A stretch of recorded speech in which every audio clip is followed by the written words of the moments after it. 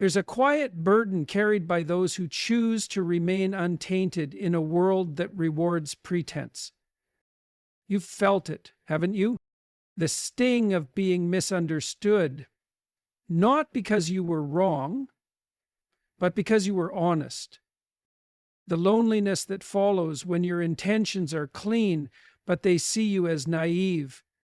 When your heart refuses to play the games, yet you keep paying for the rules you never agreed to. Being pure in a world like this is not weakness. It's war, a silent, daily war between what you know is right and what the world demands you become. And the more you choose to keep your soul clean, the more the world will test the edges of your sanity. This speech is for the ones who've walked away instead of retaliating, for those who've kept their word while others twisted theirs, for those who feel like their goodness has become a curse. You are not weak, but this world will try to make you believe that your light is a liability. Let's talk about the hidden cost, the unseen price of being too much pure. Purity attracts projection. There's something people rarely talk about: the strange reaction others have when they encounter someone who carries a clean heart. It sounds like it should be a blessing, a gift, a trait that draws love, trust, or warmth. But more often than not, purity doesn't draw kindness, it draws projection. When someone stands in their truth, unapologetically honest, kind without an agenda, generous without a hidden ledger, it unsettles others, not because the pure one did something wrong, but because they unknowingly shine a light into the places others have tried to bury. And light, by its very nature, reveals. It doesn't scream, it doesn't attack, it simply exposes what's there. And for many people, that's unbearable. So instead of facing their discomfort, they turn on the one who triggered it. They begin to twist the image of the pure-hearted person into something else. They label their clarity as judgmental, their peace as arrogance, their boundaries as cruelty. They create a narrative that protects their own ego. Because it's far easier to dismiss someone's goodness as too much than it is to confront one's own inconsistencies. It's an unconscious mechanism, but it's real. The pure don't just walk through the world unnoticed. They become screens for the projections of others. People throw onto them everything they can't face in themselves: insecurity, guilt, jealousy, regret. It's not because the pure are doing something wrong, it's because their very existence holds up a mirror that many would rather shatter than look into. This projection can take many forms. Sometimes it's subtle, backhanded compliments, strange silences, a certain coldness that doesn't match the kindness you've shown. Other times it's blatant. You're called too sensitive, too emotional, too intense, or even worse, fake. And it's a cruel irony, because in a world that constantly complains about lies and betrayal, when someone finally shows up with clean hands and an open heart, they're treated with suspicion. What's the catch, people wonder? No one is that sincere. But the truth is, the suspicion doesn't come from you being untrustworthy. It comes from others not being able to imagine living that way themselves. Many who carry purity also carry deep confusion, because they can't understand why their love is met with distance, why their loyalty is repaid with betrayal, why their silence is twisted into arrogance. And if they're not careful, they begin to internalize these projections. They start believing that maybe they are the problem, that maybe they really are too much, too emotional, too idealistic. And slowly, if unchecked, the world convinces them to dim their light, to hide their softness, to shrink their soul. But the problem was never their purity. The problem was the world's inability to receive it without being reminded of its own wounds. This is the first cost of being pure. You don't just walk with your own energy. You carry the weight of how others see you, or rather, how they need to see you to feel okay with themselves. And unless you're anchored, unless you know who you are, you'll start to mistake their discomfort as proof that something is wrong with you. But there is nothing wrong with you. You're just living in a world that hasn't learned how to handle what's rare. Isolation is the unseen price. One of the most painful and least spoken truths about carrying a pure heart is how often it leads to isolation. It's not that you want to be alone. It's not that you push people away. In fact, it's usually the opposite. You love deeply, you include freely, and you extend warmth without hesitation. But over time, something strange happens. You start noticing that the more true you are to yourself, the more alone you seem to become. Not because you've changed, but because most people can't sit with what you bring to the room. You offer conversations that go deeper than the surface, and that unnerves those who live in distraction. You speak with sincerity in a world addicted to sarcasm. You listen with your whole soul, and they don't know what to do with that kind of presence. You show up fully, and it's too much for those who've only ever learned how to offer half versions of themselves. And little by little, you feel the distance grow. People stop calling as often. They stop sharing their deeper thoughts. They pull away, not with hostility, but with discomfort. It's as if your very existence makes them question things they've worked hard to avoid questioning. It's not that you said the wrong thing. It's that you said the real thing. And realness is not always welcome. This is a cost the pure-hearted often don't see coming, because they don't expect that being true, being kind, being generous, being emotionally open could ever be the reason for losing connection instead of building it. But that's the quiet paradox. The more you stay rooted in your light, the more you become separated from those who are still running from their own. And here's the part no one warns you about. Isolation, when you're pure, doesn't feel like solitude at first. It feels like punishment. It feels like being cast out, like you're being pushed to the edges of every group, every room, every relationship, not because you failed, but because you didn't fold. You didn't compromise yourself to fit into systems that reward shallow approval. And so you're left outside.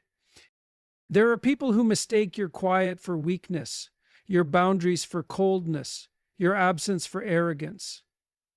But they never saw the nights you stayed up wondering if you were just too much. They never saw the part of you that wrestled with the idea of changing just to keep a seat at a table that always made you shrink. You begin to question everything. Is it worth it to keep being good in a world that doesn't seem to recognize it? Is it worth it to stay soft when being hard seems to get more results? Is it worth it to walk alone when blending in would feel so much easier? But here's the deeper truth. The isolation is not a punishment, it's a refinement. It's a space that life carves out for the pure-hearted to become undeniably themselves, without distortion, without noise, without needing validation from those who only offer it in exchange for conformity. That isolation, it's where your clarity sharpens. It's where your convictions deepen. It's where your soul starts to separate what is true from what is simply convenient. In a world built on performance, your authenticity will often be too loud, and for that the world will try to silence you. Not always directly, but subtly, through distance and detachment. That is the unseen cost. You will watch people drift, not because you wronged them, but because your truth demanded they face their own. But let this settle in your spirit. If being true to yourself creates distance between you and others, then that distance was the cost of their comfort, not a reflection of your worth. You may walk alone at times, but you're not lost. You're not forgotten. You're simply walking a path most avoid because it demands something real. And if you can endure that silence, if you can sit in the quiet without abandoning who you are, you'll begin to attract others who are walking that same narrow road. Not the ones who tolerated your light, but the ones who honor it. Not the ones who made you question your essence, but the ones who see it and stand beside it. This is the hidden cost. But also, in time, it becomes the rarest reward. The world misinterprets innocence as naivety. There's a painful misconception that follows those who carry innocence, especially the kind that endures past childhood. The world, in its rush to armor up and become clever, often looks at innocence and assumes ignorance. It looks at softness and assumes weakness. It looks at hope and assumes delusion.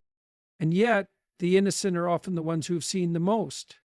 They've been betrayed just like everyone else, lied to, taken advantage of, manipulated. And still, after all of it, they choose not to become what hurt them. They choose to keep something intact, not because they haven't seen darkness, but because they refuse to be defined by it. But the world rarely understands this distinction. It doesn't slow down long enough to see the depths behind someone's gentleness. It doesn't ask what it cost them to remain kind. Instead, it assumes they must not know how cruel life can be. What a mistake. What a tragic misread. Because to be innocent in this world is not to be unaware, it is to be aware and still choose not to give in to cynicism. It is to see clearly and still believe that light is more powerful than manipulation, that honesty is still worth practicing, that loyalty is still worth giving, that love, real, unguarded love, is still worth offering, even when it's not guaranteed to be returned. But this is the price. The innocent are often underestimated. They're talked over in meetings, laughed at in conversations where sarcasm is the currency, seen as too soft to survive, too trusting to thrive, too fragile to understand the so-called real world. And yet, behind the quiet eyes of the innocent is often a soul that has weathered storms far more violent than the world will ever realize. The innocence isn't a default, it's a decision, a conscious, often painful one. It is the result of choosing not to become bitter, of walking away when others would retaliate, of forgiving even when there was no apology, of continuing to see beauty even when surrounded by betrayal. But because it doesn't come with flashy armor, people assume it's not strength. They assume that just because someone doesn't fight with fire, they must not know how to fight at all. And this misjudgment creates a lonely kind of pain. You find yourself constantly having to prove that your gentleness is not foolishness, that your patience is not passivity, that your ability to see the good in others is not a lack of discernment, but a presence of deeper wisdom. The world has trained itself to believe that only the loud, the aggressive, the hardened are the ones who survive. But survival without a soul is not victory. It's surrender to a life that no longer feels worth living. And here's the most heartbreaking part. When innocence is misunderstood for too long, even the pure begin to doubt themselves. They begin to question if maybe they really are naive. Maybe they really don't get it.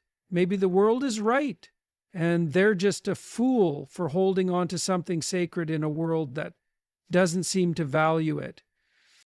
That's the slow erosion, the kind that doesn't shatter you overnight, but chips away at your self-trust. until you begin to silence the very parts of you that make you who you are.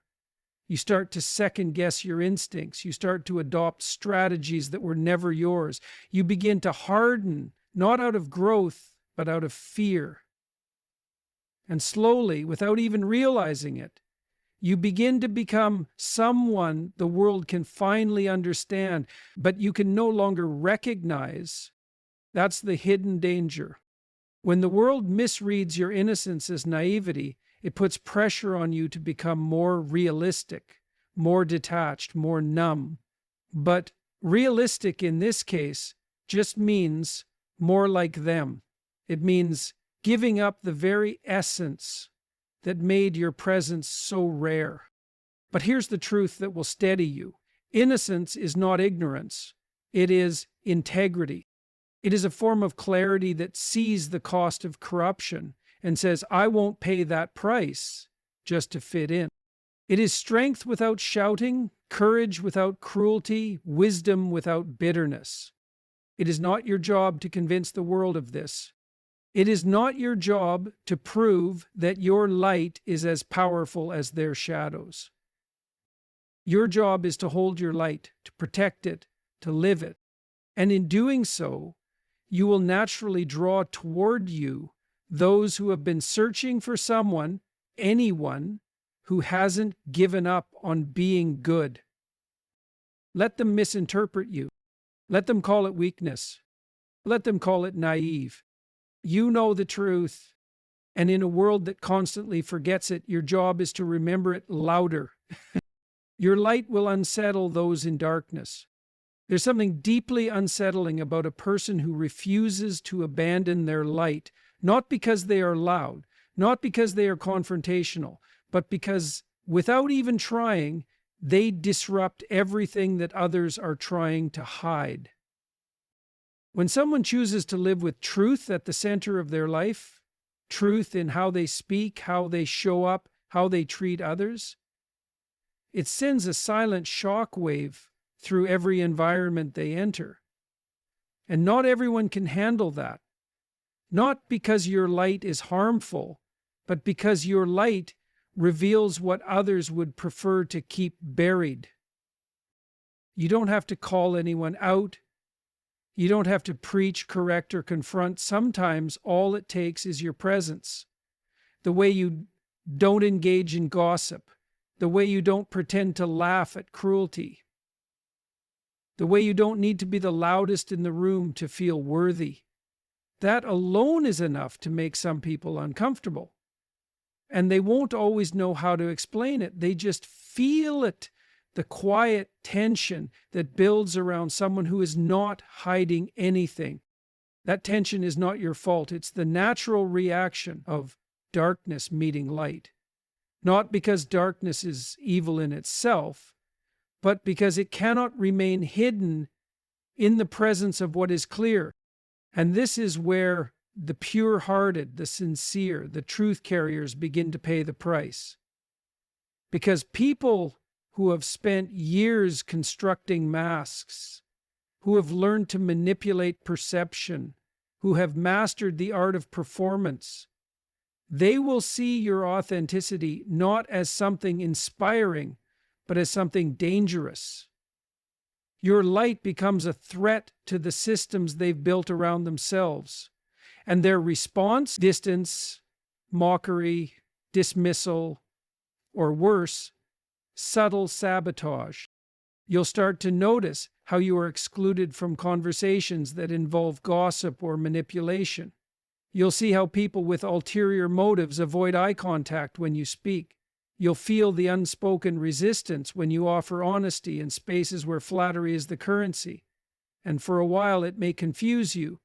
You may wonder, what did I do wrong? Why do I feel like I make people uncomfortable just by being myself? The truth is, you didn't do anything wrong. You did something right. You showed up as yourself in a world full of personas. You told the truth in a culture that often rewards selective silence. You walked with integrity in a space that runs on power games. And that alone disrupts the balance that many rely on to feel in control. Light doesn't ask for permission before it shines. It doesn't negotiate its way into a room. It just arrives. And when it does, it casts shadows. It reveals inconsistencies. It exposes what has been hidden, not for hours or days, but sometimes for years. And that's not always welcome. This is why some of the most sincere, compassionate people often find themselves rejected by the very communities they hope to serve. Not because they failed to belong, but because their presence made others question the very foundations they were standing on. Some people aren't ready to see themselves, and so they blame the mirror. If you're not grounded in this truth, you might start to think you need to dim your light in order to be accepted. You might begin to shrink, to self-censor, to pretend to be more normal, just to avoid being the one who causes discomfort. But what you need to understand is this: their reaction is not about you. It's about their unhealed parts reacting to your clarity. Your light holds a mirror to their darkness, and not everyone is ready to face that reflection. Sometimes they'll label you as self-righteous. Other times, they'll accuse you of being too intense, too idealistic, too serious. These are deflections, not diagnoses. It's easier for them to say you're too much than to admit they've been living too little. This is the paradox you must learn to live with. The more light you carry, the more resistance you'll face. Not because you are wrong, but because your very presence asks others to become more honest, more aware, more aligned. And many people would rather stay comfortable than change. But here's where the deeper truth lives. What unsettles some will awaken others. For every person who distances themselves from your light, there will be another who is drawn to it. For every soul that feels threatened by your integrity, there will be one who finds healing in your presence. The same light that exposes also guides. The same truth that unsettles also liberates. You are not here to make everyone comfortable. You are here to be true, to walk in such alignment that your life itself becomes a quiet invitation for others to rise into their own truth. Mm-hmm. But in order to do that, you must first become immune to their reactions. You must learn to withstand the loneliness of being misunderstood. You must anchor yourself so deeply in your own truth that the rejection of others no longer tempts you to question your value. You're not being rejected because you're flawed. You're being rejected because you're real, and realness in a world conditioned to value performance over presence will always be met with suspicion at first. But stay the course, because over time, your light will do what it's meant to do, not by force, but by consistency. It will begin to soften the walls around others. It will begin to inspire quiet reflection. And most importantly, it will begin to draw toward you those who are no longer afraid of the light. People who are not intimidated by your truth, but strengthened by it. People who have done their own healing, who no longer need to project, who can sit in your presence and not feel threatened, but seen. That is the reward, but first you must survive the discomfort your light creates in the darkness. It is not your job to extinguish it, just so others can stay asleep. Your light is not the problem. It is the beginning of someone else's awakening. You will be taken for granted before you're understood. One of the hardest truths for those with pure hearts to accept is this: you will often be taken for granted long before you're ever truly understood. And it won't happen all at once. It unfolds slowly, almost invisibly, like a shadow stretching behind you as you continue to give, to support, to love without condition. You will be the one they turn to when life feels unstable, the one who listens when everyone else is too busy, the one who forgives again and again, even after promises are broken and words are left unspoken. And for a time, people will come to depend on your strength, but they won't acknowledge it. They will rely on your emotional availability, your insight, your unwavering care. Yet treat it as though it's just who you are, not something you choose to offer day after day, at a cost to yourself. And here's the bitter part: the more consistent you are, the more invisible your effort becomes. The more you love unconditionally, the more others begin to assume that your love is endless, automatic, unshakable. They will believe your patience has no limits because you've never exploded. They will think your silence means peace, not exhaustion. They will assume your kindness is effortless, not hard-earned through battles you never told anyone about. You will be mistaken for someone who doesn't get hurt simply because you don't retaliate. But the truth is, the pure-hearted often feel the deepest pain, not because they are weak, but because they carry more than their share of the emotional weight in every space they enter. They are the ones holding the balance when others fall apart, the ones absorbing tension without returning it, the ones who say, "I'm fine," not because they are, but because they don't want to add to someone else's burden. And slowly something begins to shift. You start to notice how people begin expecting your support rather than appreciating it. They no longer ask if you're okay. They assume you are because you've always seemed strong. They no longer check in because you're the one who checks on them. They stop noticing your silence because they've grown comfortable in your presence without ever really seeing you. This is the silent heartbreak of being pure. You give your loyalty, and it's received as obligation. You offer your care, and it's received as convenience. You sacrifice your time, your energy, your emotional bandwidth, and it's received as if it costs you nothing. And you start to wonder, is it me? Am I too available? Too forgiving? Too easy to forget? But this is what you must understand. People do not fail to see your worth because you lack it. They fail to see your worth because they assume it will always be there. Like the sun that rises every morning, like the ground beneath their feet. You become so consistent that they forget you're human too. This is why many pure-hearted people eventually pull back, not out of bitterness, but out of necessity. They begin to learn that love, while infinite in its origin, must still be honored with awareness. That giving, when taken for granted, becomes a form of self-betrayal. That being a source of peace for others must never come at the cost of your own internal war. So you start withdrawing not with anger, but with clarity. You speak less often, not because you don't care, but because you've learned that your words carry weight, and they should not be wasted on ears that only listen when it's convenient. You become more discerning, not out of judgment, but out of self-preservation. You begin to protect your energy the way others protect their egos. And something beautiful begins to happen. The silence you feared becomes the space you needed.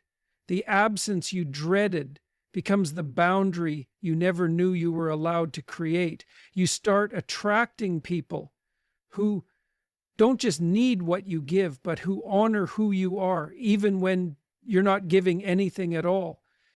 This is the shift from being taken for granted to finally being understood, but it often comes after a season of loss. You will lose people who only loved what you offered, not who you are. You will lose spaces where your presence was used, not valued.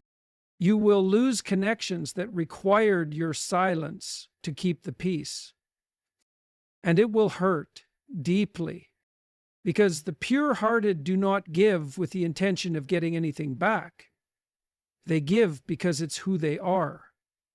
But even the pure must learn. Love does not mean self-erasure. Compassion does not mean overextension. Loyalty does not mean self-abandonment.